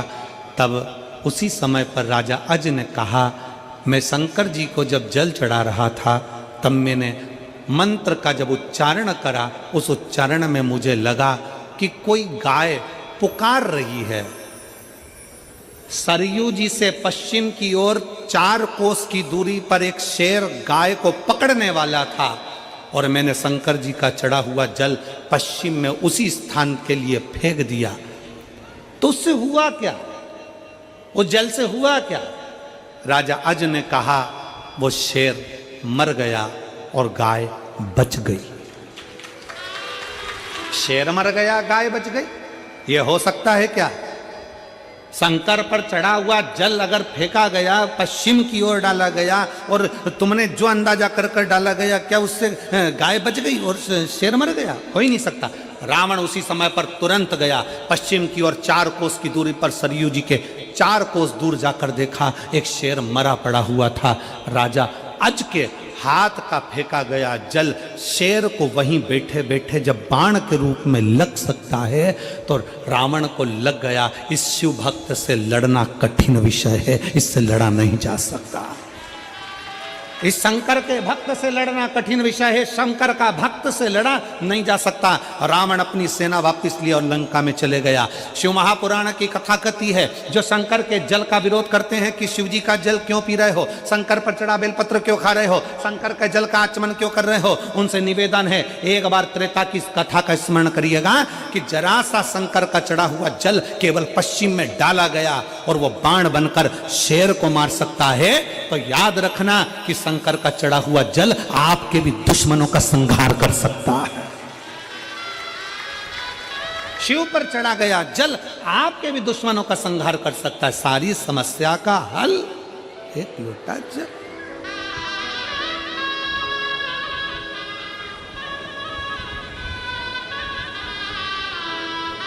बहुत सारे मिलेंगे तुमको, बहुत। दिन भर टीवी खोलोगे या मोबाइल में निकालोगे तो बहुत सारे मिलेंगे और वो ये बोलते मिलेंगे कि जल मत पियो, बेलपत्र मत खाओ, ये मत करो, वो मत करो। क्यों? क्योंकि उन्होंने ठान रखा ये जल नहीं पिए, ये दारू की दुकान पे जाके दारू पिए। उन्होंने ठान रखा ये बेलपत्री नहीं खाए, ये मांस की दुकान पे जाके मांस खाए। अरे एक एक व्यक्ति को गर्व होना चाहिए कि हमारे घर का छोटे से छोटा बच्चा एक लोटा जल लेकर शंकर के मंदिर में जाकर उस जल का आचमन कर रहा है। हमारा बच्चा कहीं गलत जगह पर नहीं जा रहा।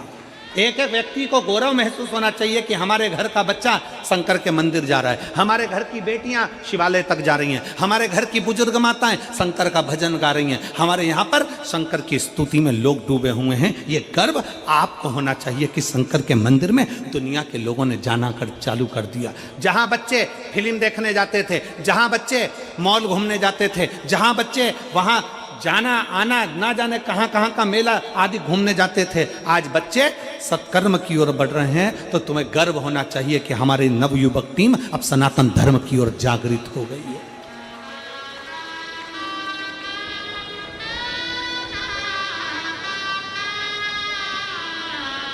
सनातन धर्म की ओर जागृत है। शिव पर चढ़ा जल हमारा बदल देता है कल। शंकर का चढ़ाया जल खाली नहीं जाता, वो कहीं ना कहीं हमारे जीवन में एक ना एक फल अवश्य प्रदान करता है। शिव महापुराण की कथा कहती है राजा अज से जाकर पूछा जाए कि शंकर का चढ़ा हुआ जल मात्र छोड़ देने से लंकापति रावण अपनी सेना वापस ले जाता है। शिव महापुराण की कथा कहती है शंकर पर चढ़ा हुआ जल अगर अपने घर के दरवाजे पर भी छीटा जाए, शंकर का चढ़ा हुआ जल अपने ऊपर भी प्रोक्षण किया जाए, शंकर का चढ़ा जल अपने घर में भी छीटा जाए तो वो इतना फल प्रदान करता है कि जीव को उसके मार्ग तक पहुंचा कर ही रहता है। वो शिव तत्व है। अकाल मृत्यु वो मरे जो काम करे चंडाल का, काल उसका क्या बिगाड़े जो भक्त हो महा काल का। जो शिव की आराधना में लगाओ, शंकर की उपासना में लगाओ, शिव भक्ति में लगा हुआ हो, शिव स्मरण में लगाओ, उसको क्या सोचो।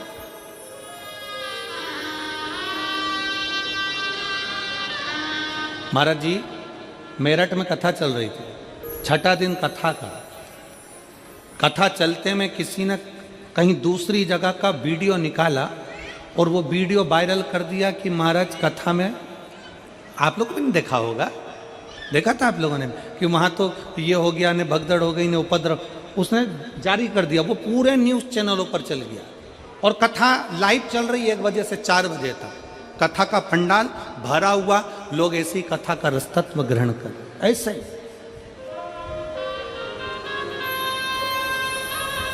कईयों ने पूछा गुरुजी आपको कुछ मालूम पड़ा?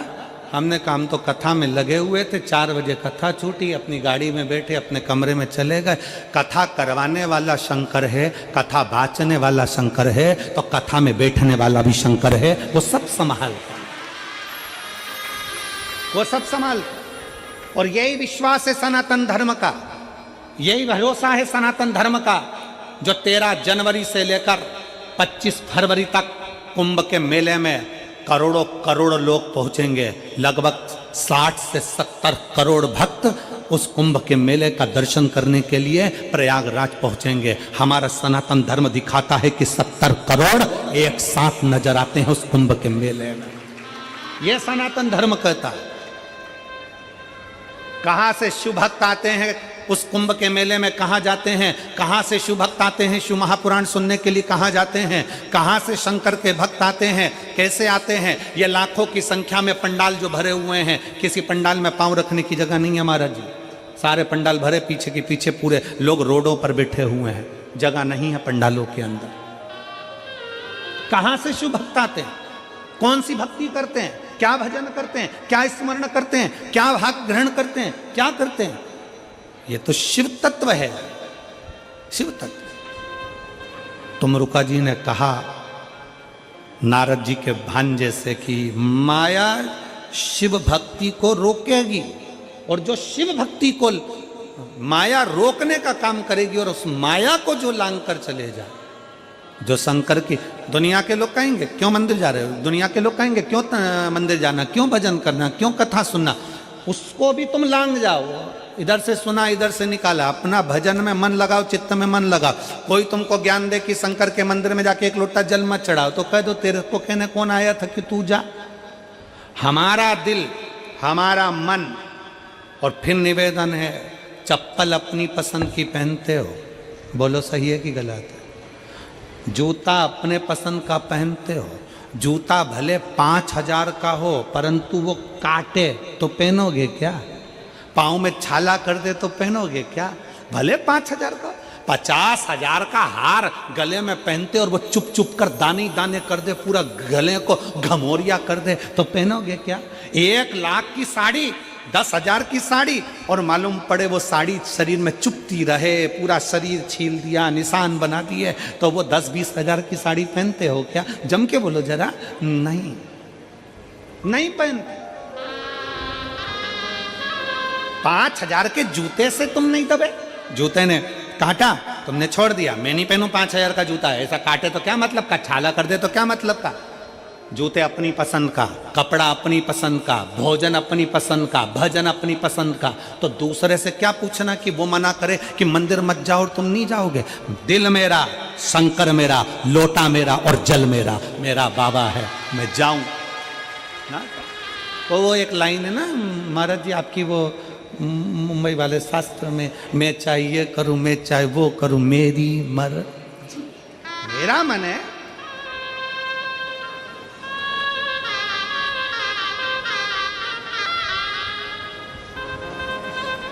कल एक पत्र था, अब इतने सारे पत्रों में वो ढूंढना पड़ेगा। सविता बेटी का वो पत्र था, नाम तो उस बेटी का स्मरण में है, सविता नाम था। उसने लिखा, मैं 11th क्लास में पहुंची, मेरा मन मैथ लेने का, और मेरे परिवार के लोग कहने लगे तेरे से नहीं बनेगा। मेरी मौसी की लड़कियों ने मुझसे कहा कि तू एक काम कर, साइंस ले ले, होम साइंस। मेरे मामा के बच्चों ने कहा कि तू ये ले ले। और गुरुजी, मैंने अपनी मौसी की लड़की के कहने पर होम साइंस ले लिया। अब मेरा उसमें मन नहीं लग रहा, अब तुम बताओ कि मैं कौन सा सब्जेक्ट लूं। अब गुरु जी का तो एक ही सब्जेक्ट है, शिव महापुराण। मैं कौन सा सब्जेक्ट लूं। मेरा उस बेटी से निवेदन है, और घर में रहने वाली उस बेटी की मां से निवेदन है, उसके पिता से निवेदन है, बेटी तुम्हारी है, जन्म तुमने दिया है, पाला तुमने है, बड़ा तुमने करा है, एजुकेशन का खर्चा तुम उठा रहे हो, कपड़ों का खर्चा तुम उठा रहे हो। बेटी को गोदी में लेकर तुमने रखा, रात रात भर जागी है, टीका लगा तो उसको पकड़कर तुमने रखा। बड़ा तुमने करा, जब बड़ा तुमने करा, पढ़ाया तुमने, एजुकेशन का खर्चा तुम कर रहे हो, शादी का खर्चा तुम करोगे, उसकी पढ़ाई का खर्चा तुम कर रहे हो, तो दुनिया वालों से क्यों पूछते हो कि बेटी के लिए करना क्या है? अपना दिल करे वो करो।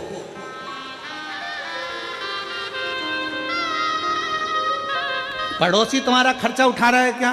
पड़ोसी तुम्हारी पढ़ाई का खर्चा उठा रहा है क्या? मौसी की लड़की पढ़ाई का खर्चा उठा रही है क्या? मौसी की लड़की कॉलेज का खर्चा उठा रही है क्या? मामा के छोरे खर्चा उठा रहे हैं क्या? बुआ के छोरे खर्चा उठा रहे हैं क्या? जब वो तुम्हारा खर्चा नहीं उठा रहे, तुम्हारे माँ बाप ने तुम्हें पाल पोस कर बड़ा करा, तो निर्णय लेने का भी अधिकार तुम्हारे माँ बाप का और तुम्हारा खुद का है। अपना निर्णय लो कि मुझे क्या करना। सेल्फ निर्णय होना चाहिए, अपना निर्णय होना चाहिए। हम दुनिया के प्रपंच में फंसे। लोग क्या कहेंगे, लोग क्या कहेंगे? लोग कुछ नहीं कहेंगे, मरने के बाद राम नाम सत्य कहेंगे। लोग क्या कहेंगे, लोग क्या कहेंगे? और वो लोग क्या कहेंगे, लोग क्या कहेंगे, उसी के चक्कर में तुम उन्नति की सीढ़ी पर नहीं चढ़ पाए। जहां खड़े थे वहीं की वहीं खड़े हो, वहीं की वहीं। यहाँ 2-2, 3-3 विधायक बैठे हुए हैं, महापौर बैठे हुए हैं, और मैं एक बात कहना चाहूँगा, इनसे भी पूछना, जब ये विधायक का चुनाव लड़े होंगे, कई लोगों ने कहा होगा सामने वाला ऐसा न वो ऐसा न वो वैसा, और इनने कह सोच लिया, ठान लिया, मेहनत अपनी है, लगन अपनी है, कर्म अपना है, और अपन ने अच्छा करा होगा तो दुनिया अपना साथ देगी। आपकी लगनता से आप आगे बढ़ते हो, कोई दुनिया को लगनता का भाव होता है। जब आप ही अपने अंदर से टूट गए, आप ही अपने विचार में टूट गए, आप लोग अपने अंदर से टूट गए, नहीं मैं मैथ नहीं लूंगी, एक पत्र है, पढ़ लो।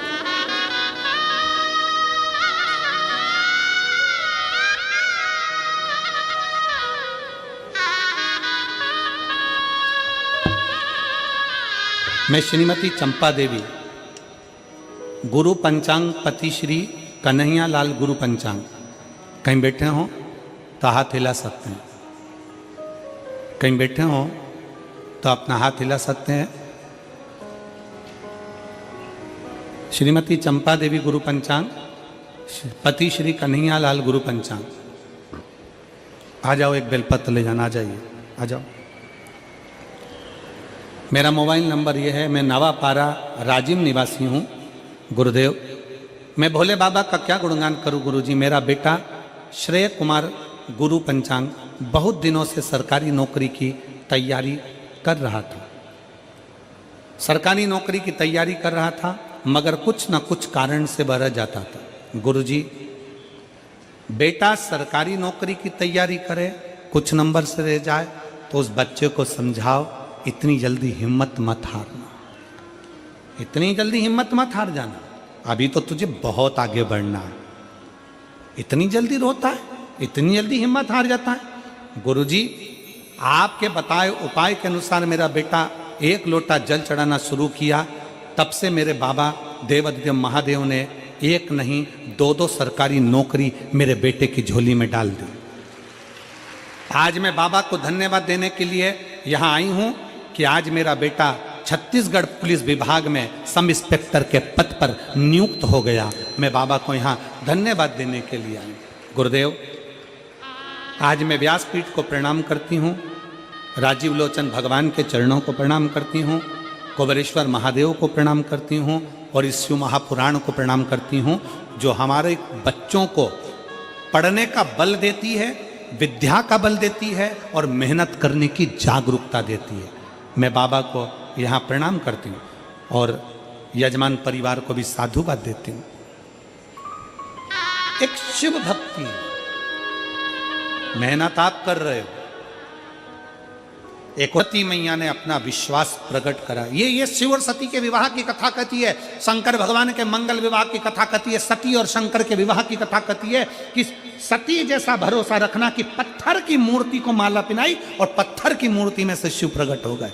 वो विश्वास तुम्हारे भीतर होना चाहिए कि मैंने शंकर भगवान को जल चढ़ाया है मेरे शरीर में रोग है, बीमारी है, मेरा भरोसा कहता है कि शंकर जी मुझे अच्छा कर देंगे। मैंने कंपटीशन एग्जाम दिया है, अच्छी मेहनत करूंगा, अच्छी पढ़ाई करूंगा, दिल से पढ़ूंगा और उस परीक्षा को मैं पास करूंगा। एक बेलपत्र शहद लगाकर शंकर को लगाकर फिर जाऊंगा, मेरा शंभू मेरे साथ जाएगा।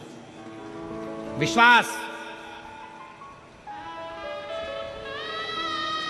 शिव महापुराण की कथा में आए हुए पत्र हम कभी सियोर लेकर नहीं जाते। सारे पत्र, चाहे वो ढेरों में पत्र हो, रोज के सारे पत्र यहीं रहते हैं, 7 दिन के पत्र यहीं छोड़कर जाते हैं। एक एक पत्र में मोबाइल नंबर रहता है, एक एक पत्र में मोबाइल नंबर रहता है, उसका एड्रेस रहता है, उसका पता रहता है।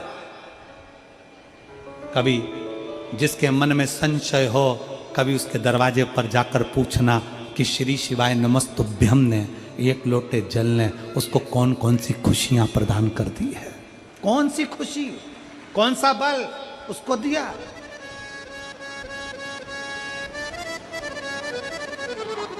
क्या दिया देवाधिदेव महादेव ने? सती मैया के सामने विश्वास के बल पर भगवान शंकर प्रकट हो जाते हैं। सती मैया के सम्मुख में विश्वास के बल पर। शंकर ऐसा कभी प्रकट ही नहीं होता, अगर विश्वास है तो शिव है। और तुम सोचो नाते रिश्ते कुटुंब कबीले साथ दे जाए, बड़ा मुश्किल है महाराज। एक राजा का लड़का, उसके 3 मित्र थे, 24 घंटा साथ रहने वाला, 8 घंटा साथ रहने वाला और कभी कभी मिलने वाले। राजा के लड़के के 3 मित्र थे, 24 घंटा साथ नहीं छोड़ते ऐसे राजा के लड़के के मित्र थे, 8 घंटा साथ ना छोड़े ऐसे राजा के लड़के के मित्र थे, कभी कभी मिलने वाले राजा के लड़के के मित्र थे। एक दिन रानी ने राजा से कह दिया, स्वामी बेटा बड़ा हो गया, उसको सिंहासन पर बिठा दो, राज तिलक कर दो, अपन चले वन में भजन करेंगे। राजा ने रानी से कहा, तुम चुप रहो, अभी मैं बेटे का सिंहासन पर राज तिलक नहीं कर सकता, अभी मैं राज तिलक नहीं कर सकता। क्यों नहीं कर सकते? क्योंकि बेटे के 3 मित्र हैं, 24 घंटे साथ उसके साथ रहता है, 24 घंटा उसका मित्र साथ रहकर खूब खाता खूब रहता, 1 मिनट के लिए नहीं छोड़ता। 8 घंटे साथ रहने वाला मित्र 1 मिनट के लिए नहीं छोड़ता, कभी कभी मिलने वाला तो कभी कभी का ही साथी है। मैं मेरे बेटे का भी राज तिलक नहीं करूंगा, परखूंगा। क्या परखोगे? राजा ने अपने नगर में सूचना कर दी, मैं अपने बेटे को अपने राजघराने से निकाल रहा हूं, उस पर मेरी प्रॉपर्टी का कोई हक नहीं है, आज से ये मेरा बेटा नहीं है, इसको मैं निकाल रहा हूं। और सुनो, नगर में रहने वाले सब कान खोलकर सुन लो, जो मेरे बेटे को रखेगा, जो मेरे बेटे का साथ देगा, उसको मृत्यु दंड दूंगा।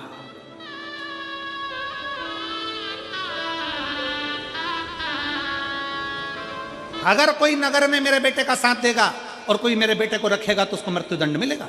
सूचना मिली, राजा का लड़का रोते रोते मां के पास गया, मेरे पिताजी ने निर्णय लेकर मुझे घर से निकाल दिया और सूचना करवा दी कोई मत रखो, कहां जाऊंगा? मां बोली, अब मैं क्या करूं, तेरे बाप के आगे, तेरे पिता के आगे क्या बोल सकती? लड़का कहने लगा, मम्मी मां चिंता मत करो, मेरा दोस्त है, मैं उसके घर चले जाऊंगा। 24 घंटे गले से गले मिलकर रहता है, 1 मिनट मेरे बिना नहीं रह पाता, मैं उसके घर जाऊंगा। 24 घंटे साथ रहने वाले मित्र के घर गया, दरवाजा बजाया, खोला ही नहीं,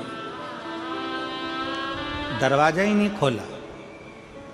वो कह रहा है, भाई दरवाजा खोल, मेरे पिताजी ने मुझे निकाल दिया। अंदर से आवाज लगाकर कह रहा, भैया तेरे हाथ जोड़ूं, पांव पड़ूंगा, अपने घर जा। मैं दरवाजा नहीं खोलता, मुझे मरना थोड़ी ना है, तेरे पिताजी मुझे मृत्यु दंड दे देंगे, मुझे नहीं मरना। दरवाजा खोला ही नहीं, 24 घंटा साथ रहने वाले दरवाजे से ही भगा दिया। राजा का लड़का रोने लगा, अब कौन साथ देगा? 24 घंटा जिसको मैं इतना खिलाता था, साथ रखता था, साथ खाते पीते घूमते फिरते, मोटरसाइकिल पे बाइक पे भुड़ भुड़ करके घुमा करते, और मोबाइल साथ में लिया, घड़ी साथ में ली, कपड़े साथ में लिए, मॉल साथ में घूमे, बाजार साथ में गए, खाया पिया एंजॉय साथ में करा, और उसने साथ नहीं दिया। तो विचार करा, एक वो 8 घंटे साथ रहता था बेचारा, 8 घंटे मिलता था, समय कम देता था पर बैठता था साथ में। उसके पास जाता हूँ, उसके दरवाजे पर गया, घंटी बजाई, आवाज लगाई, मित्र मित्र। उसने दरवाजा खोला, अंदर बुलाया, पानी पिलाया। क्या बात है भाई, मेरे पिताजी ने मुझे निकाल दिया। हाँ, मुझे सूचना मिली थी कि अगर कोई तेरा साथ देगा, तुझे अपने घर में रखेगा या तेरा साथ देगा तो उसको मृत्यु दंड तेरे पिता देंगे। उसने कहा पानी पी ले, भोजन कर ले, चाय पी ले, पर तेरे हाथ जोड़ता हूं, मैं अपने घर में तुझे नहीं रख सकता, नहीं रख सकता, क्योंकि रखूंगा और तेरा बाप मुझे मार डालेगा, तेरा पिता मुझे मार देगा। मैं हाथ जोड़ता हूं तेरे, तू चलेगा। खाना खिलाया, पानी पिलाया, चाय पिलाई, हाथ जोड़कर घर से बाहर निकल दिया। 24 घंटे साथ रहने वाले ने साथ नहीं दिया, 8 घंटे साथ रहने वाले ने साथ नहीं दिया। तब कभी कभी मिलने वाला, इसको याद आया कि एक मेरा मित्र है, वो बहुत सालों में मिलता है, कभी कभी मिलता है, साल में 1 2 बार 3 बार 4 बार मिलता है, उसके पास जा। कभी कभी मिलने वाले के पास गया, मित्र मित्र मित्र। कभी कभी मिलने वाले मित्र ने दूर से देखा, इधर आ, जल्दी आ, गले से लगा लिया।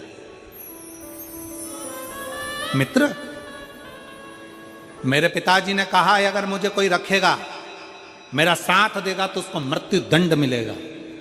कभी कभी मिलने वाले मित्र ने कह दिया कोई फिक्र नहीं, मरना ही तो है, तेरे पिताजी मार डालेंगे, तू तो चल मेरे घर, आराम से खाएंगे पिएंगे, ऐश करेंगे, एंजॉय करेंगे, चल। तुझे डर नहीं लग रहा? अरे काय का डर, चल मेरे घर। कभी कभी मिलने वाला मित्र अपने घर पर लेकर गया, खिलाया पिलाया। 3 महीने हो गए, राजा को सूचना मिल गई कि एक मित्र ऐसा है 4 महीना 5 महीना से साथ रख रहा है। राजा ने अपने दूतों को भेजा, उसके मित्र को बंदी बनवाया, राजा के लड़के को बुलाया, मित्र को बंदी बनाकर सामने ले जाकर खड़ा करा, और मित्र को खड़ा करते ही राजा ने अपना सिंहासन छोड़ा, अपने लड़के को सिंहासन पर बिठाया, राज तिलक कर दिया, और जो मित्र था कभी कभी वाला, उसको राजा ने अपना महामंत्री बना दिया। ये केवल कहानी राजा और रानी की नहीं है, ये केवल कहानी एक संसारिक भोग और विलास की नहीं है, ये कहानी है आप और हमारी। 24 घंटे साथ रहने वाला ये शरीर है जिस पे तुम लाखों रुपए खर्च करते हो। ये 24 घंटे साथ रहने वाला मित्र है। रोज 50-60 रुपए का साबुन मल मल के पूरे मित्र को चकाचक करते हो। 24 घंटे साथ रहने वाले मित्र के लिए तुम लाखों रुपए खर्च कर देते हो। अच्छा कपड़ा, अच्छी fashion, denting, painting, beauty parlour, सब। 24 घंटे साथ रहने वाले मित्र के ऊपर लाखों रुपए खर्च कर देते हो, और जब अंतिम क्षण आता है, प्राण छूटने का समय आता है, सबसे पहले ये 24 घंटे वाला मित्र साथ छोड़ देता है। मर गए, शरीर छूट गया।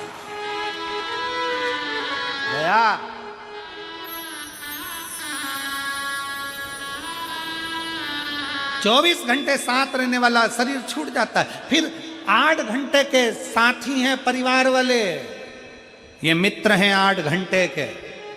8 घंटे से ज्यादा का रिश्तेदारी नहीं है तुम्हारी परिवार से। रात को मरोगे, 2 घंटा दमदारी से अच्छे से रो लेंगे। कितने घंटे? हिसाब लगाओ जल्दी से, कितने घंटे? जम के बोलो जरा। 2 घंटे, क्योंकि मरते हो तो एकदम नया नया मामला रहता है ना, तो रोना दमदारी से पड़ता है। दमदारी से रात को 2 घंटे रोएंगे। 2 घंटे बाद फिर जनरेटर की मशीन धीमे धीमे धीमे धीमे धीमे धीमे, इन्वर्टर वोल्टेज कम होगा, रोना कम। रात में तुम्हारी बॉडी को उठाकर एक कमरे में दिया लगा के पटक देंगे, और सब अपने अपने वहीं कुर्सी पर इधर उधर बाहर आंगन में चुबारे में बैठे रहेंगे। जो इतने 8 घंटे के रिश्तेदार हैं वो भी तुम मर के गए, दिया जला के छोड़ दिया करते करते।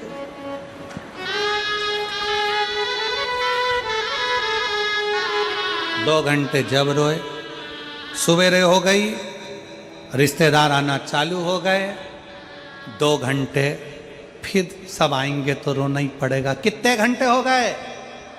जम के बोलो जरा। 4।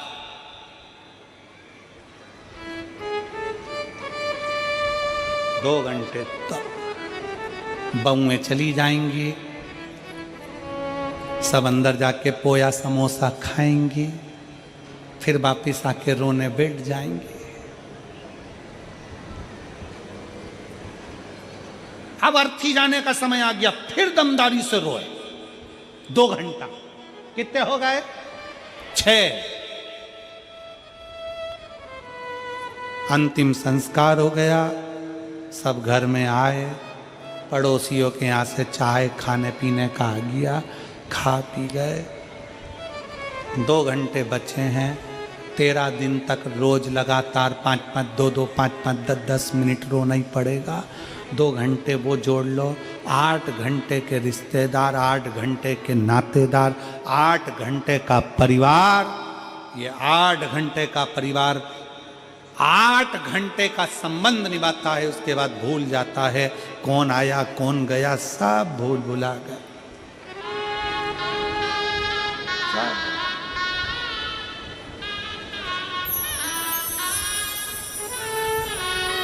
फिर कभी कभी मिलने वाला एक मित्र और है जो कभी कभी मिलता है। वो कौन सा मित्र है? वो कभी कभी मिलने वाला है सद्गुरु। वो कभी कभी मिलने वाली है शिव महापुराण की कथा। गुरु जो कभी कभी मिलता है और कभी कभी मिलता है तो भी कह देता है घबराने की जरूरत नहीं है। शिव महापुराण छाती ठोक कर कहती है कि चिंता करने की जरूरत नहीं है, काल भी आएगा तो महाकाल सामने खड़ा हो जाएगा। क्यों चिंता करते हो? क्यों टेंशन है? क्यों चिंता करते? वो है, वो बैठा है, क्यों चिंता कर? भगवान देवादिदेव महादेव से दिल से भाव से प्रार्थना करें। शिव तत्व कह रहा है, सती माता का विश्वास दृढ़ हुआ तो पाषाण की मूर्ति भी परमात्मा प्रकट हो जाता है। सती मैया कुंभज बाबा के घर में कुटिया में कथा श्रवण करने के लिए गई, चित्त नहीं रमा।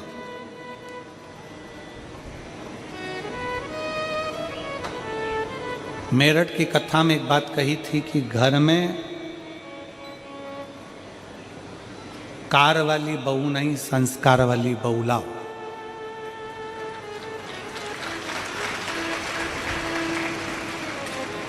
कार वाली अगर आ गई तो हो सकता है कि थोड़ा सा अहंकार रह जाए, पर संस्कार वाली अगर बहू आ गई तो फिर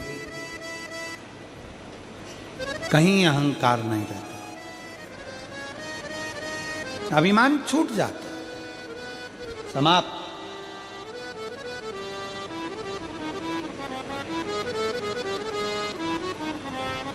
हो सकता है थोड़ा अभिमान आ जाए सम्मुख में, पर वो अभिमान छूट जाता। शिव पुराण कह रही है जो सती माता जलकर भस्म हुई स्वयं की अभिमत्ता से, स्वयं के अभिमान से, स्वयं के भीतर जो अहम आ गया था उससे जल गई।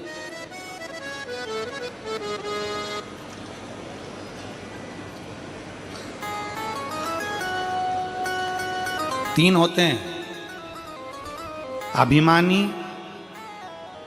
ज्ञानी और अज्ञानी।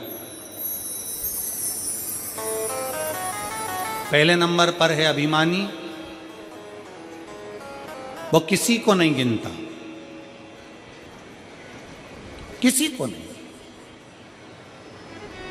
वो स्वयं को ही श्रेष्ठ मानता है, बाकी का किसी को श्रेष्ठ नहीं मानता। दूसरे नंबर पर है ज्ञानी।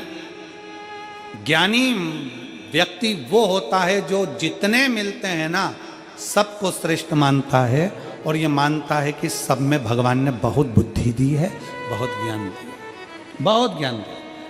और तीसरे नंबर पर होता है अज्ञानी। अज्ञानी व्यक्ति ऐसा होता है कि स्वयं भी मूर्ख होता है और दूसरों को भी मूर्ख समझता है। तीन है। पहले नंबर पर अभिमानी, दूसरे नंबर पर ज्ञानी, तीसरे नंबर पर अज्ञानी। अभिमानी स्वयं को श्रेष्ठ मानता है, ज्ञानी सबको श्रेष्ठ मानता है, और अज्ञानी सबको मूर्ख मानता है। सब आपको, अगर आप खुद अच्छे लग रहे हो, आपको केवल आपका ही काम अच्छा लग रहा है कि मेरे सिवाय कोई नहीं कर सकता, जो मैं कर सकता हूं वो कोई नहीं कर सकता, तो ये तुम्हारी समझ लेना कि इसमें अभिमत्ता है, इसमें अभिमान है। और आपको लगे कि सब भगवान शंकर के हैं, शिव के पुत्र हैं, शंकर की औलाद हैं, शंकर की संतान है, सब शिव के रूप में हैं, समझ लेना कि आप ज्ञानी हो। और मालूम पड़े सब में कोई ना कोई बुराई नजर आ रही है, हर एक व्यक्ति बुरा नजर आ रहा है, समझ लेना हमारे भीतर अज्ञानता समा गई, हमें कुछ अच्छा लग नहीं रहा। अभिमत्ता। सती मैया जलकर भस्म हुई। दक्ष प्रजापति की सभा, यज्ञ पूरा विध्वंस कर दिया। शीश कटकर यज्ञ में गिर गया तो बकरे का मुख लगाया गया। बकरे का मुख लगाने का कारण क्या था? क्योंकि दक्ष प्रजापति के भीतर इतना अभिमान था, हर बात में दक्ष प्रजापति मेरा मेरा मेरा मेरा करते थे, तो उनको बकरे का मुख लगाया गया, जिससे अब तुम मैं करते रहो, मैं।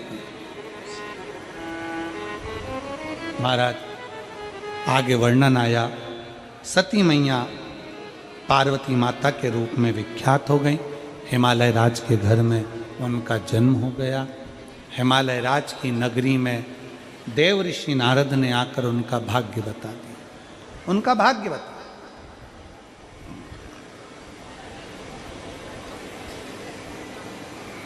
और नारद जी ने कह दिया इसको जो पति मिलेगा वो भस्म रमाने वाला, जटाजूट बांधने वाला, नग्न वेशधारी, ऐसा पति मिले। पर नारद जी ने एक बात बहुत अच्छी बताई कि अगर पार्वती शंकर के शिवलिंग का पूजन करेगी, पार्वती अगर शंकर के शिवलिंग की आराधना करेगी, तो ये पक्का है कि ललाट पर लिखा हुआ भी टल जाएगा और मेरा भोलेनाथ उसका हाथ पकड़कर आगे ले जाए। ललाट पर लिखा भी टल सकता है। विधाता का काम है भाग्य लिखना, देवता का काम है भाग्य लिखना, पर महादेव का काम है भाग्य को पलट देना। ये शंकर कर जाते हैं। पार्वती जी ने शिव जी की आराधना करी, भगवान शंकर के पार्थिव लिंग की आराधना करती हैं, और भगवान शिव की ऐसी कृपा होती है, कामदेव को भस्म कर कर शिव जी का मंगल विवाह पार्वती जी के साथ होता है। शिव पार्वती पधार रहे हैं, जोरदार ताली बजाकर स्वागत करें। भगवान शंकर पार्वती दोनों पधार रहे हैं, बड़े आनंद के साथ जोरदार ताली बजाकर स्वागत करिए शिव पार्वती जी का। माता पार्वती भगवान शंकर जी के गले में जयमाला पहना रही हैं, जोरदार ताली बजाएं, हर हर। अब भगवान शंकर माता पार्वती जी के गले में जयमाला पहना रहे हैं, हर हर महादेव।